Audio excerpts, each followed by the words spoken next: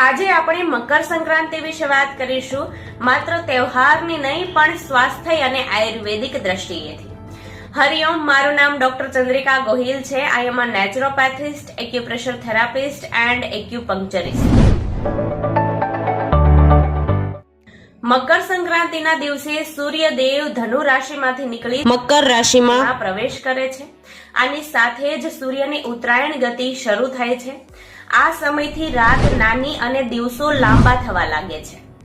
આયુર્વેદ અનુસાર આ સમયગાળામાં આપણા શરીરમાં સૌથી વધુ બળ અને ઉર્જા વધે છે. મકર સંક્રાંતિ પછી દિવસો લાંબા થવા લાગે છે. સાથે જ જાન્યુઆરીથી માર્ચ સુધી ઠંડીનો પ્રભાવ પણ વધી જાય છે અને ઠંડીના લીધે આપણા શરીરમાં વાયુ અને કફ દોષ વધે છે, જેના લીધે શરીરમાં રૂક્ષતા, શરદી, ખાંસી, શરીરમાં સાંધામાં દુખાવો, શરીર જકડાઈ જવું, આવી બધી તકલીફો પણ જોવા મળે છે. એટલા માટે આપણે આ સમયે ઠંડીથી બચવાના ઉપાય જરૂર કરવા જોઈએ.